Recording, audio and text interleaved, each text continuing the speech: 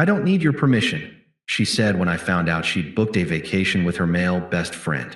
I agreed completely. She didn't need my permission to come home to an empty apartment either. Hey viewers, before we move on to the video, please make sure to subscribe to the channel and hit the like button if you want to see more stories like this. Thanks. Hey Reddit, I've been lurking here for a while, reading all these wild stories about relationships gone wrong, and I never thought I'd be posting one myself. But here I am, almost a year after everything blew up, finally ready to get this off my chest.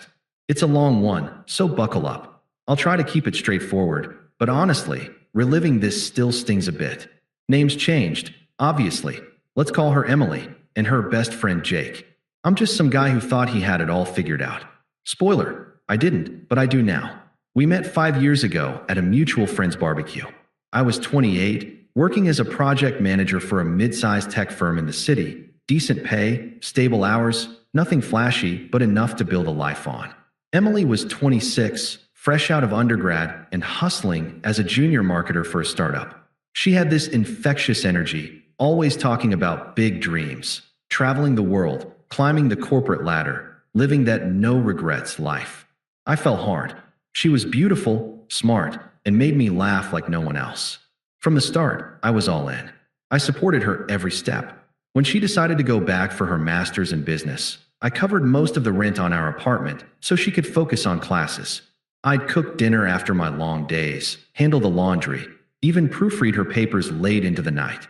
"You're my rock," she'd say, curling up next to me on the couch. I believed it. Hell, I lived for it. But looking back, the cracks were there early. Emily had this guy Jake from her old job, a platonic best friend she'd known since college. They texted constantly, shared inside jokes, and hung out one-on-one more than I was comfortable with. I'd bring it up gently, like, "Hey, it feels a bit off when you stay out till 2 a.m. with him." She'd roll her eyes, call me insecure. "Jake's like a brother, babe. You're being paranoid." So I'd back off, not wanting to be that controlling guy everyone warns about. Over time, it got worse. She'd post photos of them on social media, arms around each other at bars, captioning things like, "Best nights with my favorite human," hashtag BFF goals. Comments from her friends, "You two are so cute together." I'd scroll past, feeling that pit in my stomach, but I'd push it down. I trusted her, right? That's what love is. Flashback to last summer. Emily had been stressed with work, so I surprised her with tickets to a weekend music festival she'd been dying to go to. But she bailed last minute. "Too tired. Sorry, babe." Turns out, she went hiking with Jake instead. I found out from her stories. When I asked why she lied, she shrugged it off. It was spontaneous. "Why do you always make everything a big deal?" That night, I sat alone in our living room, staring at the wall, wondering if I was the problem. I'd given up my own hobbies, gym time, hanging with buddies, to make more space for us. For her, I thought it was investment in our future. Kids, marriage, the whole deal. She talked about it too, or at least she used to. Then came the real gut punch. It was October, about a year ago now. I was on our shared laptop updating our calendar for the holidays when a notification popped up. Flight confirmation for a week-long trip to a beach resort. 2 tickets. Her name and Jake's. No mention of me. My heart dropped. I stared at the screen, rereading the email. Dates lined up with her girls' trip she'd vaguely mentioned. But this wasn't girls. It was a romantic getaway, complete with a couple's suite upgrade. I waited till she got home from work. My mind raced. Was this cheating? Emotional, at least? Or was I overreacting again? I decided to stay calm, give her a chance to explain. But deep down, I knew. Emily walked in around 7 p.m., tossing her bag on the counter like any other day. She was humming some tune, scrolling her phone, probably texting him. I was sitting at the kitchen table, the laptop open to the email. No accusations, just facts. I needed to hear it from her. "Hey, Em," I said evenly. "Can we talk?" I saw this pop up on the calendar. She glanced over, her face shifting from casual to annoyed in a second. "What, the trip?" "Yeah, Jake and I are going." "What's the issue?" I took a breath. "The issue is it's just you two, at a beach resort. You told me it was a girl's thing." "Why lie?" She crossed her arms, leaning against the fridge. "I didn't lie. I changed plans. The girls backed out, and Jake had miles to burn. It's not a big deal. We're friends." "Why are you always so jealous?" Jealous? This looks like a romantic vacation. Couple sweet? Come on, be real with me. Is something going on with you and Jake? She laughed, a sharp, dismissive sound that cut right through me. Oh my God, seriously? You're doing this now? Yes, something's going on. I'm finally living my life instead of being stuck in this routine with you. Jake gets it. He pushes me to be adventurous, not whatever this is. She waved her hand at our apartment at me. I felt the room spin a bit. So what? You're cheating on me. Cheating. She smirked, shaking her head like I was a child. It's not cheating if I'm not happy here. You've been suffocating me with your stability. Jake makes me feel alive. We talk about real stuff, dreams, travel, not just bills and Netflix. I deserve that. But we've built something here, I said, my voice steady despite the ache. 5 years. I supported you through school, through everything. This is how you repay that. Repay. Her tone turned mocking. This isn't a transaction. I don't know you for being a boyfriend. And honestly, if you were more exciting, maybe I wouldn't need this. But you're safe. Boring safe. Jake's taking me places, literally. We're going to that resort to figure things out. Away from your nagging. I stared at her, the words sinking in. Figure things out? So you're leaving me for him? She shrugged, smug as ever. Not leaving, evolving. I need space to grow. You should too. Maybe find someone who likes your little routines. Her logic twisted like a knife. She made it sound like I was the villain for wanting commitment, for being loyal. And what about us? Our plans. Plans change, she said flatly. I don't need your permission to be happy. If you can't handle that, that's on you. There it was, the line that burned into my brain. She grabbed her phone, texting away, probably updating Jake on how she'd handled me. No remorse, just entitlement. I sat there, the betrayal hitting like waves. All those late nights, the ignored red flags, my sacrifices dismissed as suffocating. She packed a bag for the night, saying she'd crash at a friend's, Jake's, I later learned, and left without a backward glance. The door clicked shut, and the apartment felt hollow. That night, I didn't cry or rage. I just sat in the silence, letting it all sink in. Confusion swirled. How had I missed this? Flashback to our 3rd anniversary. I'd saved for months to take her to a cozy cabin upstate. She loved it then, or so she said. You're the best, she'd whispered. Now, that memory felt tainted, like everything was a lie. But something shifted inside me. No more begging for scraps. If she didn't need my permission to betray me, I didn't need hers to protect myself.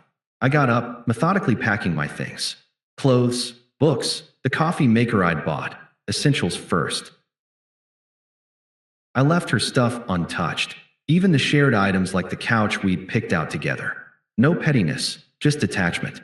By morning, I canceled our joint streaming accounts, transferred my half of the savings to my personal one.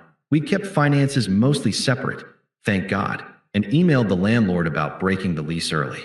I loaded my car with boxes, left a simple note on the counter. You're right. You don't need my permission. Apartment's yours. Good luck. No drama. No accusations. Just done. I drove to a buddy's place on the outskirts of the city. He'd offered his guest room, no questions asked. Blocked her number, unfollowed on socials, erased her from my digital life.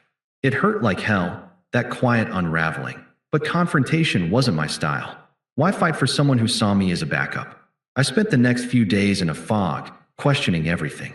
Was I too boring? Too safe? But slowly, the confusion cleared. I started running again, reconnected with old friends, even applied for a promotion I'd put off for us. Her betrayal stung, but it woke me up. I wasn't going to chase. I was going to rebuild. She'd be back from the trip in a week, coming home to echoes. No permission needed. The first week after I left was rough. I'd crash on my buddy Mike's couch, staring at the ceiling, replaying every moment. Confusion hit me in waves. Why had I ignored the signs? Flashback to 2 years back. Emily lost her job during a layoffs round, and I picked up extra freelance gigs to cover us both. We'll get through this, I'd said, holding her as she cried. Now, that felt like a joke. She'd taken my support and thrown it back as suffocating. The unfairness burned, but I didn't lash out. Instead, I channeled it. Signed up for that promotion at work, landed it within a month with a nice raise. Started hitting the gym, reading books on self-growth. Even took a solo road trip to clear my head. For the first time in years, I was living for me. The silence from her end? Golden at first, but I knew it wouldn't last. About 10 days later, I got the first hint of fallout. A mutual friend, Sarah, texted me. "Hey, heard about you and Em. You okay?" She's back from the trip and freaking out. I kept it brief. "I'm good, thanks," but Sarah spilled anyway. Apparently, Emily returned to the empty apartment, found my note, and lost it. Called the cops thinking it had been robbed, only to realize I'd just taken my share. She tried reaching me, but blocked. So she hit up friends, playing the victim. He abandoned me out of nowhere. But the truth trickled out. People knew about Jake, the trip. Whisper started. Then the real karma unfolded. From what I pieced together later, through the grapevine, not stalking, the vacation was a disaster. Jake, Mr. Adventurous, turned out to be a nightmare. At the resort, he got jealous when some guy chatted her up at the bar, flipped out, accused her of flirting, even smashed a glass. She brushed it off as passion, but it escalated.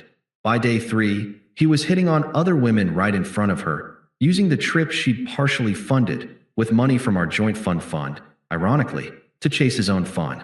They fought constantly.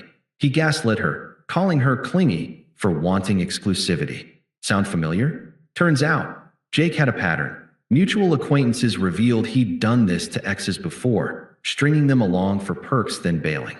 By the end of the week, he dumped her via text mid-flight home. "This was fun, but I'm not ready for serious. Let's stay friends." Classic. She landed alone, broke, the trip maxed her cards, and now homeless in spirit with the apartment echoing her mess. Work suffered. She'd taken the time off without much notice, and her boss called her in for a talk. Distracted and emotional, she botched a big presentation, got put on probation. Friends started distancing. Sarah told me a group chat blew up when someone shared screenshots of Emily's flirty post with Jake while we were together. "She's not who we thought," one said. Her family? They enabled her, of course. Her mom always babied her, saying guys like me were dull but reliable.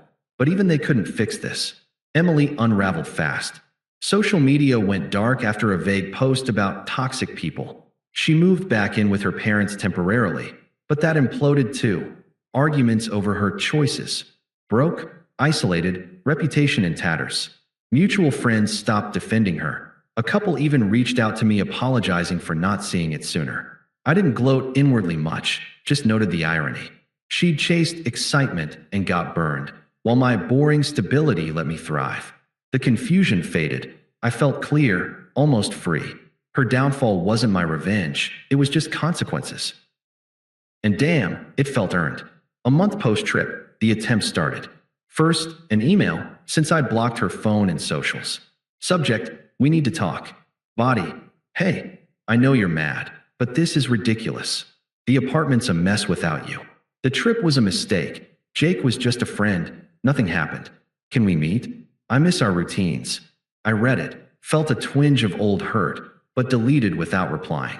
She didn't miss me. She missed the safety net. Next came texts from unknown numbers. Burner apps, I guessed. "Please, babe.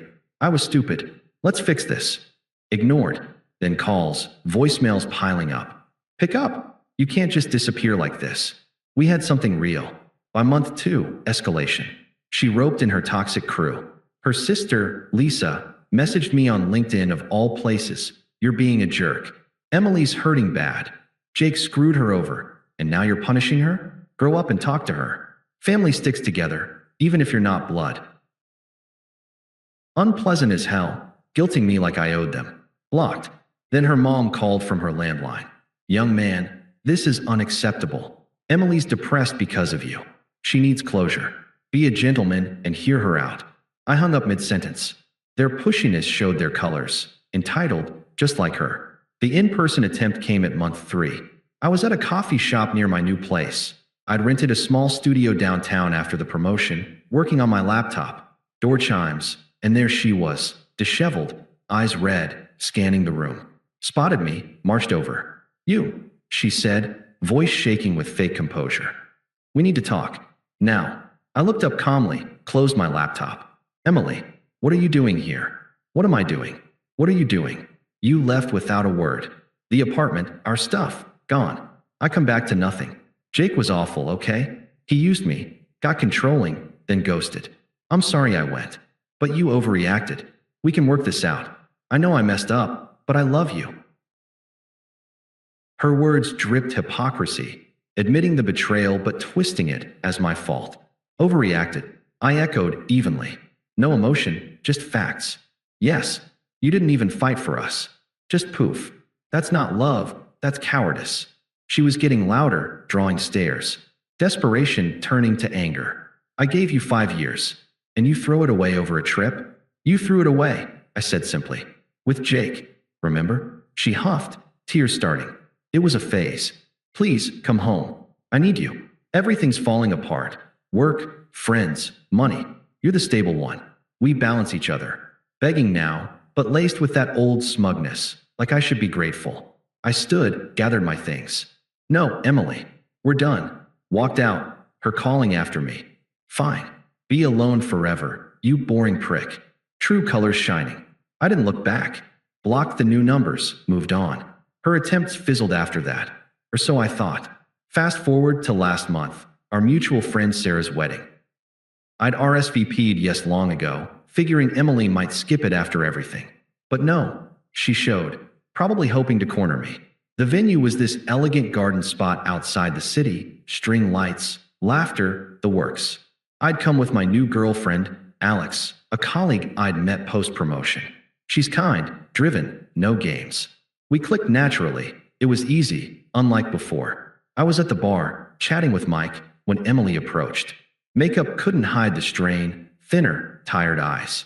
Alone, no date. Hey, she said, voice small at first. Congrats on the promotion. Sarah mentioned it. Thanks. I replied politely, no warmth.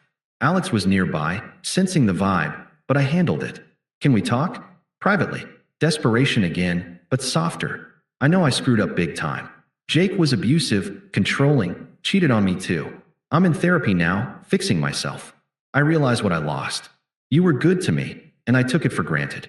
Please, give us another chance. I miss you every day. Her plea hung there, hypocritical as ever, admitting faults but expecting absolution. Power flipped, her crumbling, me solid. I met her eyes, calm and firm. Emily, you said you didn't need my permission to be happy. Remember? Well, I don't need yours either. Not for moving on, not for this life I've built. You chose Jake, the excitement. I chose peace. And look, I'm thriving. New job, new place, someone who values me without the drama. She glanced at Alex, who smiled supportively, then back to me. Her face crumpled. But we had plans. Don't you care what happened to me? Not anymore, I said, mirroring her old logic. Plans change. You evolved, now I have. You're irrelevant to my happiness. Good luck figuring it out. She stood there, stunned, as I turned away, arm around Alex. The reversal hit her hard. Me upgraded, her desperate and exposed in front of old friends. Whispers followed her out early. Me? I danced the night away, emotionally free. She's a ghost now, a lesson learned. If you're reading this, Emily, permission granted to move on. Thanks for watching. Make sure to subscribe to the channel and hit the like button. What do you think about this story? Share it in the comments.